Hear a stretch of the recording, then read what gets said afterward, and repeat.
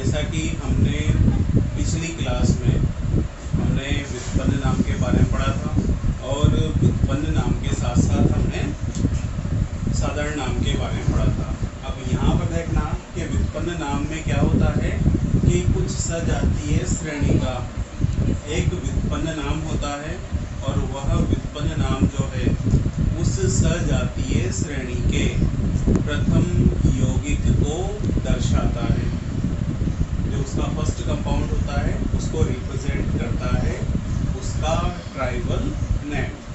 तो यहाँ पर देखना कि हम ट्राइबल नेम, व्युत्पन्न नाम और भी कई सारे यौगिकों के कैसे लिख सकते हैं, इसके लिए आपको एक बार इसे नोट कर ले और इनके आधार पर, क्योंकि देखना यहाँ पर जैसे कि मेथेन हमारे पास सजातीय श्रेणी है एल्केन को हम ऐसे रिप्रेजेंट करते हैं समूह संरचना के रूप में और इसका नाम क्या है यहाँ पर मेथेन।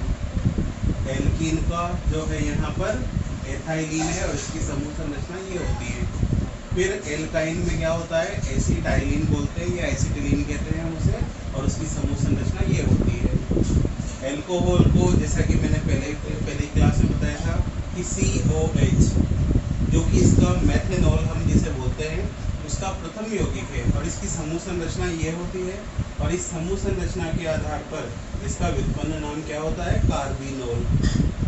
एल्केनोइक एसिड, अब एल्केनोइक एसिड जिसे हम कार्बोक्सिलिक अम्ल कहते हैं, कार्बोक्सिलिक एसिड कहते हैं, तो उसकी समूह संरचना ये होती है जिसे हम एसिटिक एसिड भी कहते हैं।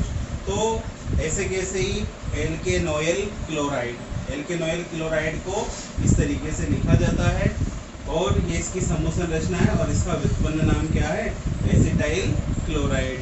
फिर इसके बाद देखना एल्केनेमाइड की समूह संरचना ये होती है और इसका जो है व्युत्पन्न नाम क्या होता है एसिटेमाइड। तो इस तरीके से क्या है कि हमारे पास ये कुछ सजातीय श्रेणियों के प्रथम यौगिकों के व्युत्पन्न नाम है। अब हम इन व्युत्पन्न नाम का उपयोग करके किस तरह से इनके जो है अन्य यौगिकों के व्युत्पन्न नाम तैयार कर सकते हैं, इसके लिए हम पहले ही प्रतिस्थापी और एल्किल समूह के बारे में पढ़ चुके हैं। तो उन्हीं से हमें इसके बारे में आगे की जानकारी प्राप्त होगी जिससे हम क्या कर सकते हैं कि इनके जो नाम है उनको आसानी से तैयार कर सकते हैं। आप इसे नोट करिए, इसके बाद हम इनके नाम लिखना बताते हैं।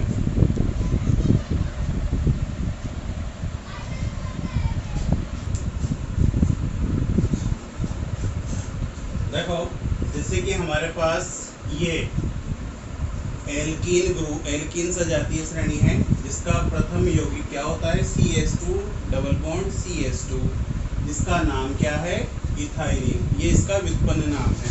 अब इसमें देखना इस समूह को हम ऐसे प्रदर्शित करते हैं। अब जैसे कि मान लो कि मैं यहाँ पर ये एक हाइड्रोजन हटा दूँ, ये यहाँ पर मैंने ये एक CH रख दिया डबल बॉन्ड और ये CH2, मैं यहाँ पे एक हाइड्रोजन को हटाकर एक मेथिल समूह जोड़ देता हूँ। तो इसका नाम याद है ये इथाइलिन तो है ही सही, लेकिन इथाइलिन में कौन सा समूह जुड़ा हुआ है, कौन सा ग्रुप अटैच है, ये मैथिल ग्रुप। तो यहाँ पर इसका नाम क्या हो जाएगा मिथाइल या मैथिल इथाइलिन। तो इसका नाम क्या हो जाएगा ये मिथाइल इथाइलिन। अगर मान लो कि मैंने यहाँ पर एक हाइड्रोजन मैं यहाँ पर हटाकर यहाँ पर भी एक मैथिल समूह जोड़ दूँ, तो यहाँ पर ये देखो CH double bond CH CH3 एक इधर जोड़ दिया मैंने और एक ही यहाँ पर ऐड कर दिया। तो यहाँ पर ध्यान से देखना कि ये तो इथाइलिन है, ये देखो।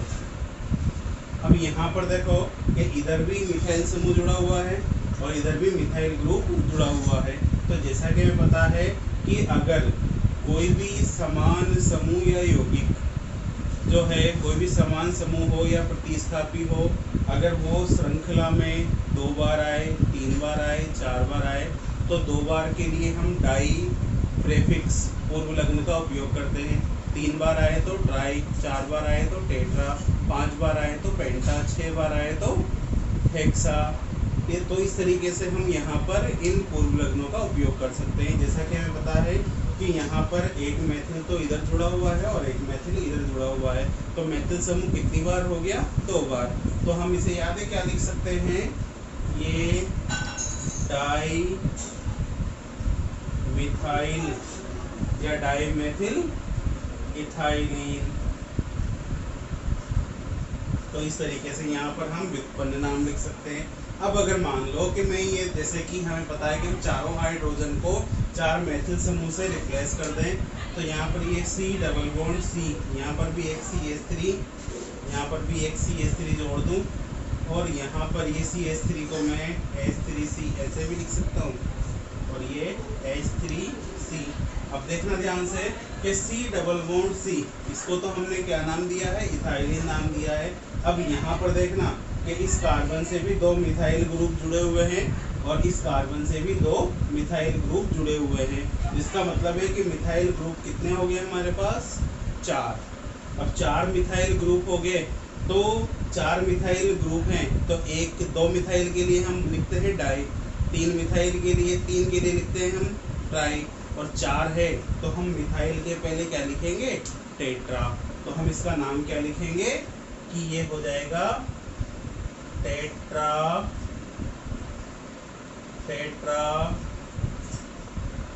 Methyl ethylene.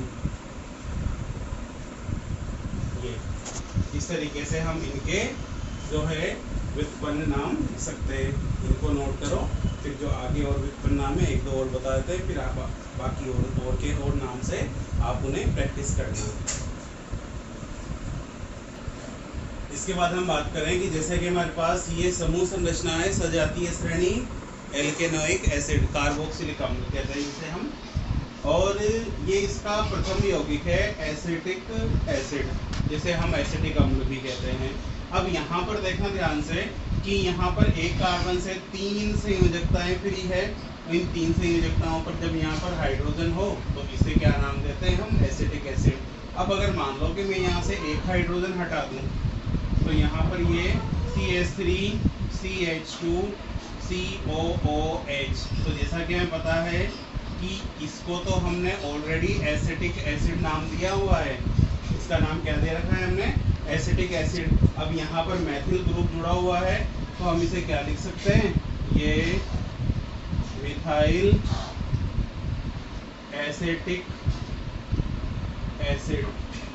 अगर मान लो कि मैं यहाँ पे तीनों संयोजकताओं पर मिथाइल ग्रुप ऐड कर दूँ, CH3C CH3 CH3 COOH, तो यहाँ पर देखना कि ये जो ग्रुप यहाँ पर जुड़े हुए हैं, तो इन ग्रुप में देखना कि ये 1 2 3 मिथाइल समूह आए हुए हैं, तो ये हो जाएगा यहाँ पर ट्राई मिथाइल, और ये एसिटिक एसिड। इसी तरीके से देखना कि जैसे हमारे पास अगला ग्रुप जो है, कि जैसे हमने इसको क्या नाम दे रखा है? एसिटेमाइड। तो अगर मैं यहाँ पर भी क्या कहते हैं इस तरीके से, अब यहाँ पर बस एल्किल समूह का कह रहे हैं, एल्किल समूह आप जो भी ऐड करोगे उस एल्किल समूह का नाम लिखकर आपको उसका व्युत्पन्न नाम लिख देना है। जैसे भी हमने कहा कि इस ग्रुप का नाम क्या लिखा है हमने? व्युत्पन्न नाम एसिटेमाइड। क्या लिखा है इसका नाम? एसिटेमाइड। अब अगर मान लो कि मैं यहाँ पर एक समूह जोड़ देता हूँ, ये CH3 ये CH2 ये CONH2।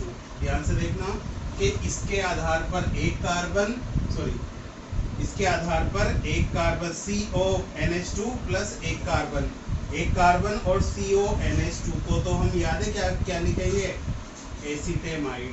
अब गौर करना कि इसका ये जो कार्बन है ना, इस कार्बन से देखना 1 2 3 मेथिल समूह जुड़े हुए हैं, और ये एक कार्बन, तो टोटल 4 कार्बन है, तो 4 के लिए हम क्या लिख सकते हैं? ब्यूटिल।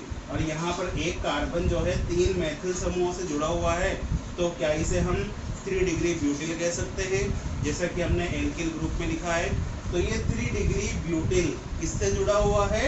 एसिटेमाइड से, तो इसका नाम क्या हो जाएगा 3 डिग्री ब्यूटिल या ब्यूटाइल एसिटेमाइड।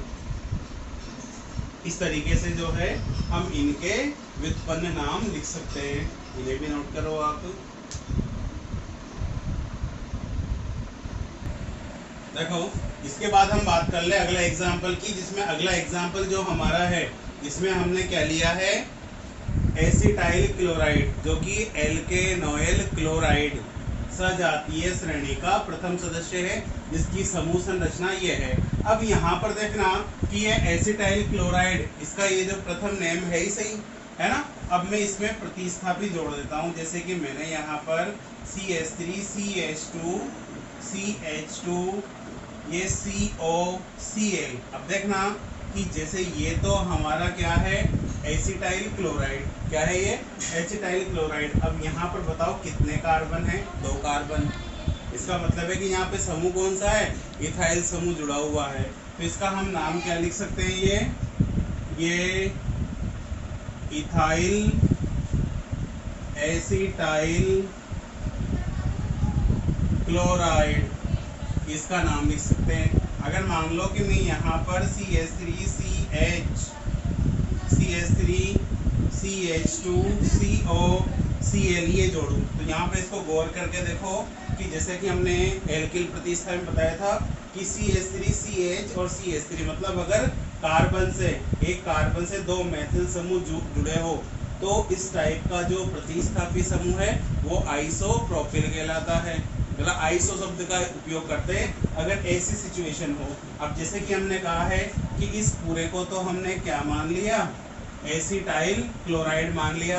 अब इसके अदर देन हमारे पास कौन सा समूह बचा हुआ है CH3 CH CH3, तो क्या हम इसका नाम आइसोप्रोपाइल लिख सकते हैं। क्यों? क्योंकि 1 2 3 कार्बन है इस प्रतिस्थापी समूह में, इसलिए हम इसका नाम क्या लिख सकते हैं आइसोप्रोपाइल या आइसोप्रोपिल। तो यहाँ पर देखना है ये आइसोप्रोपाइल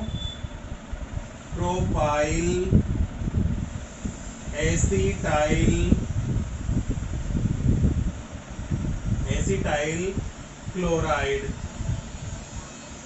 तो इस तरीके से हम इनके व्युत्पन्न नाम आसानी से लिख सकते हैं, जो कि हमने एल्कोहल के लिए और एसिटाइलिन के लिए हमने पहले भी लिखे थे। तो उन्हीं के आधार पर भी मुझे लगा कुछ एग्जाम्पल और बताने चाहिए, तो मैंने इस टॉपिक को थोड़ा सा आगे कर दिया। अब इसके बाद हम स्टार्ट करेंगे IUPAC के IUPAC नाम कैसे लिखे जाते हैं उनको भी आप समझे, क्योंकि IUPAC सबसे महत्वपूर्ण पद्धति है। क्योंकि जितने भी यौगिकों के हम नाम लिखते हैं साधारण नाम हर यौगिक के लिए नहीं लिखते हैं और व्युत्पन्न नाम भी हर यौगिक के लिए नहीं लिखते हैं, लेकिन IUPAC नाम हम हर प्रकार के यौगिक के लिए लिखते हैं, जिसके लिए हमें कुछ नियमों की आवश्यकता है। उन नियमों के आधार पर हम IUPAC पद्धति में नामकरण करेंगे। तो आप पहले इसे नोट करो, फिर हम स्टार्ट करते हैं IUPAC।